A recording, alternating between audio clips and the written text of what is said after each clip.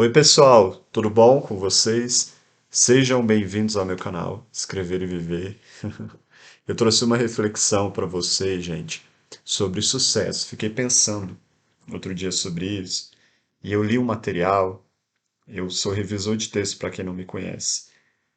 E a mensagem do livro era uma autobiografia.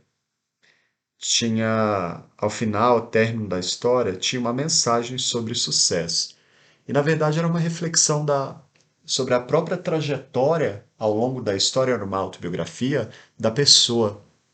E ela tinha uma visão um pouco para ela mesma, mesmo assim, ela constatou pela experiência que a visão dela era um pouco distorcida sobre o sucesso e ela traz a visão dela depois de toda a experiência dela em relação à área dela, em relação a tudo que ela passou, as ideias equivocadas que ela tinha de sucesso e fama, por exemplo, né, essa coisa de ficar conhecido e tal.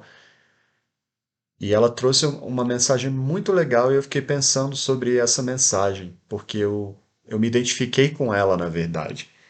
Porque é o mesmo tipo de. Eu passei por uma trajetória similar à dela. Eu compartilho da mensagem dela ao final do livro. Eu achei legal, eu fiquei pensando, eu vou trazer isso para o meu canal, para quem me segue. Eu não estou dizendo aqui, né, que eu sou uma pessoa de sucesso. A gente também tem que rever essas coisas. O que que isso significa? A gente tem a impressão de que o sucesso está muito ligado à valorização do outro. A gente tem que tirar um pouco isso da cabeça, porque a gente pensa que o pequeno empresário ou que a gente na nossa atuação ali, no dia a dia, nas pequenas coisas que a gente faz, a gente não tem sucesso. E a gente tem, se a gente parar para perceber um pouco. Foi essa meio que a mensagem do livro. O sucesso está ligado à sua prática, não a um ser aplaudido pelo outro a todo custo. Não é isso. A você ter uma conexão com o que você faz, por exemplo. Essa foi a parte mais bacana de ter lido. Você acrescentar valor a vida das outras pessoas. Isso é um discurso bem comum aqui na internet. Tem muita gente que usa esse discurso, né, gente, para poder vender. De fato, não atua com esse pensamento, mas é um pensamento verdadeiro. As pessoas estão cada vez mais individualistas, voltadas para elas mesmas. Aquela coisa da celebridade lá no simulacro, né, de que a gente engolia lá os artistas, jogavam os artistas na mídia, a gente engolia lá de qualquer jeito, qualquer um aparecer na TV era famoso. Isso daí foi tudo desconstruído. Então nem os artistas eles são colocados nesse plano hoje. Eu também acho que isso tem a ver com educação, um pouco a gente ter evoluído um pouco assim, né, em relação ao conhecimento, de maneira geral, em relação a outras décadas. E essas coisas de simulacros que eu falo aqui tanto no meu canal, essas mentirinhas que a gente engolia goela abaixo, elas foram dissolvidas, perderam esse status de cristal ali intocável. Celebridade é um exemplo dessa queda. O pessoal do jornalismo caiu um pouco assim, né, com eu acredito, ou migraram para outras áreas, porque essa coisa do simulacro ali da informação ali ligada ao que passava no jornal, na TV e tal, isso foi dissolvido, porque você abre lá o YouTube e tem pessoas falando da própria experiência e de coisas que são contrárias àquilo ali. Então as pessoas começaram a entender que aquilo ali não muito daquilo ali tinha a ver com manipulação, não era real, não dá para poder a gente ficar colocando, até dá, né, para colocar uns filtros ali no YouTube e tal, mas cai a máscara uma hora, gente. É nesse sentido que eu estou falando. Em virtude dessa queda, né, dos simulacros, dessas coisas, há uma década, eu acredito, as pessoas acordaram um pouco. Essa coisa do sucesso ligada a impressão que havia anteriormente, eu acredito, era uma impressão muito de simulacro mesmo, dessas mentirinhas. E a gente acabou internalizando, isso ainda existe hoje, né? Tem gente que pensa que o sucesso está ligado ali à fama, né? A você ser tá na televisão, ou a você ter essa projeção assim em escala global ou nacional e tal. E o YouTube, por exemplo, as redes sociais trouxeram uma outra noção de sucesso. E isso é muito interessante, gente. E eu até entro um pouco dentro disso em relação ao meu trabalho. a minha empresa. É nesse sentido também que eu quero falar para vocês aqui. O YouTube trouxe essa dimensão subjetiva do outro, que é revelado ali no dia a dia e as pessoas se identificam. É claro que vai ter gente nesse processo que vai ver o outro ali como talvez coloque nessa posição de artista, mas eu acho diferente o YouTube. Eu penso que elas estão ali, por exemplo, trazendo alguma coisa para agregar, é aí que está a chave, acrescentar valor na vida do outro, e é por isso que eu sigo essas pessoas, né? Dificilmente penso que alguém é melhor do que eu, gente. Então, mesmo que a pessoa seja mais bonita, eu dou o meu valor aí. Eu acho que todo mundo deve se dar esse valor, gente, porque isso tudo é uma construção.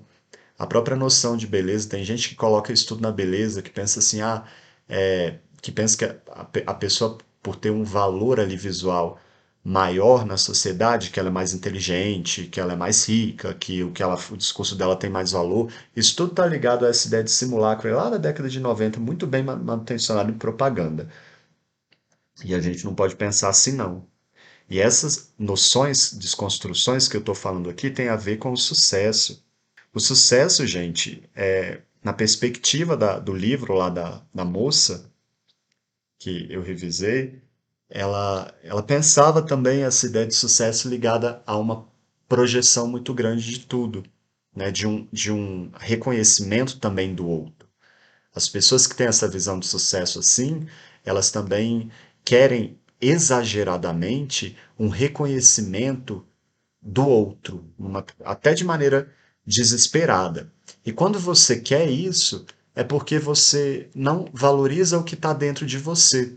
E é aí que está a grande chave da gente pensar o sucesso.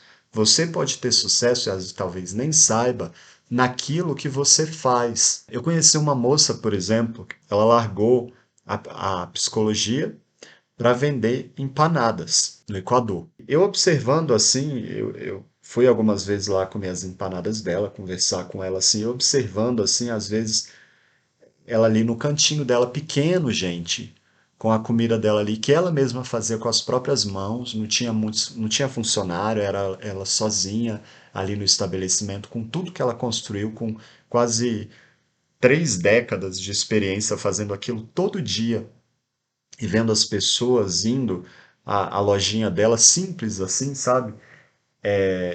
Para conversar, para apreciar a comida dela. E ela até saiu no jornal, assim, tinha lá umas coisas de publicidade lá mostrando o reconhecimento das empanadas dela e tal, assim. E eu acredito que o salário dela também não era tão baixo assim.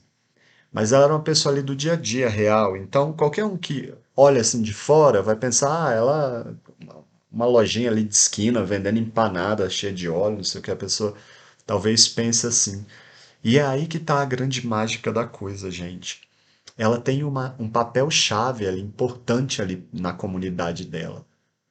E ela, por exemplo, ela estava ali sempre de domingo a domingo, trabalhando. E eu acho que aquilo ali preenchia alguma nela, né? Algo nela. E isso também era a mensagem aí, né, do livro, um pouco em relação à pessoa. Eu me identifico muito com isso, né? Eu sou pequeno, né? Eu não tenho funcionário, não tenho estrutura de empresa. Eu sou quase um freelancer. Eu só não sou um freelancer mesmo assim, porque eu presto serviço para uma universidade. E no início da minha carreira eu comecei a prestar serviço para o governo, mas eu não tenho paciência para lidar com funcionário público e com as distorções da maioria deles sobre a realidade. Então, assim, e com o que eles estipulam lá no contrato, eles começam a atuar, a achar, porque eles são funcionários públicos, assim, quando você pega uma licitação, alguma coisa assim, começam a jogar, né? Porque senão, primeiro, o governo não paga assim desse jeito, tem atraso de pagamento e eles decidem quanto que eles querem te pagar do valor, assim, qualquer coisa, eles não pagam o valor integral. Então, e fica esse jogo de poder. Né? Se você não fizer tudo que eles querem, até mais, né? Assim, atender telefone de madrugada, fazer esse tipo de coisa, né? Eles vêm com essas coisas. Então, eu não presto serviço para o governo. E eu comecei a ver, no início eu me sentia, nossa, principalmente com os meus atestes de capacitação técnica, quando eu prestei serviço para a ONU, meu Deus, eu prestei serviço para a ONU, uau, para o Ministério não sei o quê. E eu comecei a perceber, gente, eu não estava feliz trabalhando nessas condições, apesar de eu ganhar 10 vezes mais, né? Você pode ganhar uma licitação aí prestando serviço como revisor de 100 mil aí, um contrato de um ano, dependendo do órgão, dependendo, né, de tudo isso aí. Mas eu não estava feliz, nem um pouco. Eu me sentia usado. Eu não gostava quando as pessoas ligavam na minha casa fora do horário comercial, invadindo a minha privacidade, ou quando elas pediam para eu fazer mais coisas do que estava ali no contrato, numa coisa de jogo de poder, por exemplo, se você não fizer, eu não vou te pagar. Eu sentia que a minha alma estava sendo vendida, vamos dizer assim, né? E fora o desrespeito em relação à minha profissão, a maneira que eu penso tinha que ser só do jeito deles, eles não eram especialistas na área, eu sou, eu sei o que eu estou falando, né? Então eu não via que eu trazia eles mesmos, em relação à atividade deles ali como funcionários públicos, eram muito banais, assim, era uma coisa muito assim. Eu estou aqui na minha posição aqui de funcionário público, eu tenho aqui o meu salário para sempre, né? Eu não vou ser demitido e o meu dinheiro, independente do que eu falar, do que você não falar, vai estar lá no final do mês, é isso. E eu nunca gostei disso. Eu sempre achei isso mentiroso, eu sempre achei isso falso, né? Eu sou sonhador, gente. Eu falo aqui para vocês isso no meu canal sempre, então isso não se alinha ao meu posicionamento. Eu quero agregar coisas à vida das pessoas. E eu comecei a perceber assim, foi por isso que eu parei de prestar serviço para o governo, que eu lidando com as pessoas no dia a dia, eu me sinto muito mais feliz. E era essa também a mensagem do livro, e é essa exatamente a grande chave aí da pessoa que vem, da ex-psicólogo que vende, psicólogo que vem e vende empanada que eu estou falando para vocês. Então, o sucesso, a gente teve uma quebra aí, reviravolta aí dessa concepção hoje, principalmente com as redes sociais e com essa coisa da subjetividade revelada aí com o YouTube e redes sociais. E eu acho isso muito positivo. Eu me vejo, por exemplo, quando eu reviso uma tese de doutorado, quando eu converso, a primeira coisa que eu faço, só para começar, é mandar algumas mensagens para o meu cliente, né? No primeiro contato, assim. A pessoa que não pensa como eu, que não está alinhada com essa coisa de agregar valor, que quer ali um mal feito ou um baratinho, ou que quer ali uma, um comprado, que a pessoa faça o trabalho para ela, esse tipo de coisa, esse tipo de gente, eu tiro de tempo todo mundo, né? Não é o tipo de cliente que eu quero. Então eu mando algumas mensagens, por exemplo, para as pessoas explicando o meu trabalho, falando o que eu penso, né, algumas considerações sobre revisão de texto. E aí se a pessoa me responde, se ela, por exemplo, diz para mim assim, obrigado pelas mensagens, Anderson, pelo esclarecimento, aí eu continuo ouvindo a pessoa. Se a pessoa não fala, se a pessoa não tenta dialogar comigo, ou se em relação a algo que eu falei ali, ela começa a só ver uma coisa negativa, por exemplo, tá muito caro, não sei o quê, eu não respondo, nem respondo mais, por exemplo, porque não é o tipo de cliente que eu quero, não é o tipo de coisa que preenche a minha vida. E de dinheiro, só de dinheiro por dinheiro eu não preciso. Então, é nesse sentido que eu estou falando para vocês sobre valor, gente. Sobre isso tem a ver com propósito, né? Não é aquela coisa fazer por amor, né? Não é fazer tudo pelo outro, não é você morrer pelo outro, né? Porque tem coisas que têm limites. Eu aprendi isso também. No início da minha carreira, eu comecei a fazer, mas eu também não tinha tanto dinheiro, né? Eu comecei a me doar demais.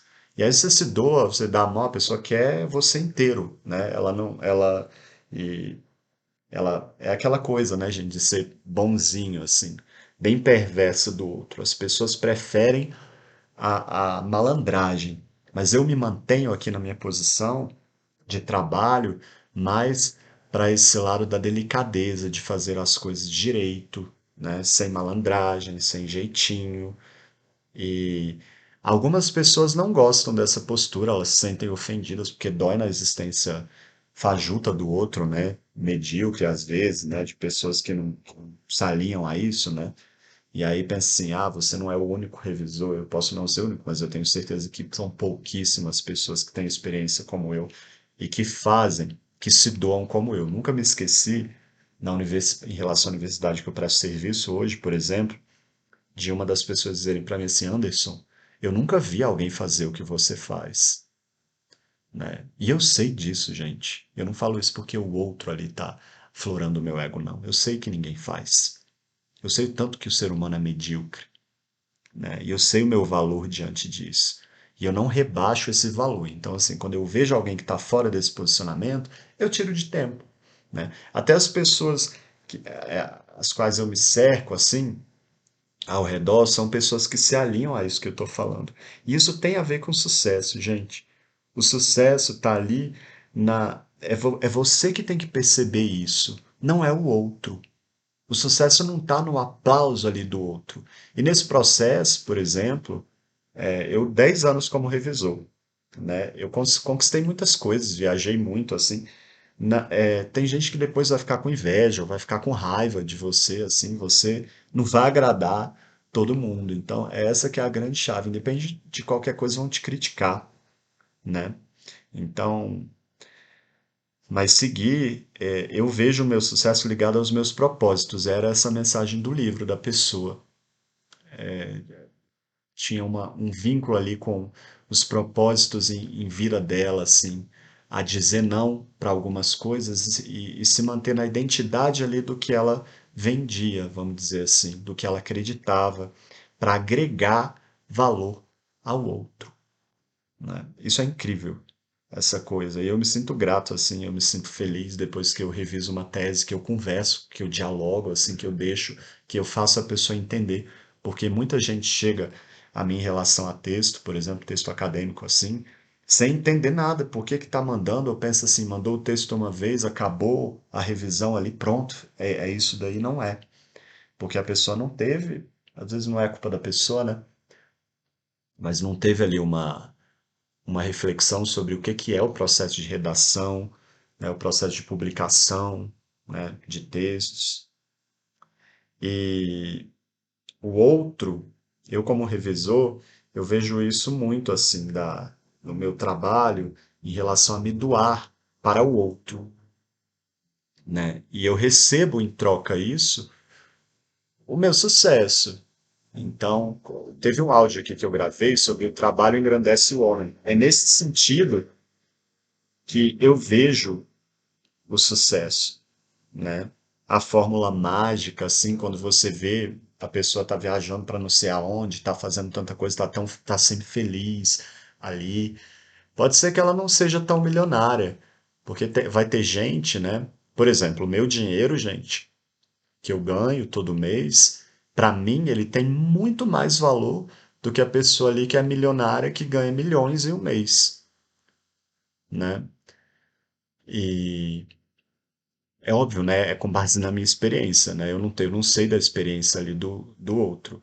Mas tem um pouco disso também. Quando as coisas vêm fáceis demais, né? Mas é aí que tá. Será que vem fácil demais quando a gente está falando do outro? Ou será que a gente, né, não está querendo diminuir, né, o trabalho do outro? A grande questão é não ficar se comparando, é você ver o sucesso ali nas pequenas coisas que você faz, né? E no que você está acrescentando para o grupo, para a sociedade, no que isso te faz feliz. Eu, por exemplo, estou muito tranquilo com o meu trabalho, com, com... Eu vivo uma vida simples, gente. Eu preferiria ter mais dinheiro, por exemplo, né? Mas quanto que eu quero pagar por isso? Eu acho que eu já pago um preço muito alto por tudo que eu faço, pela responsabilidade de lidar com o texto do outro, né? Mas existem outras responsabilidades, assim, né, que pagam mais, assim, vamos dizer assim. E você está ligadas a determinadas profissões, a determinadas coisas. O que que você está disposto a pagar? Ou você não está disposto a pagar, né? É isso, achei legal compartilhar isso com vocês aqui. Espero que tenha feito algum sentido. Um abraço para todo mundo e tchau, tchau.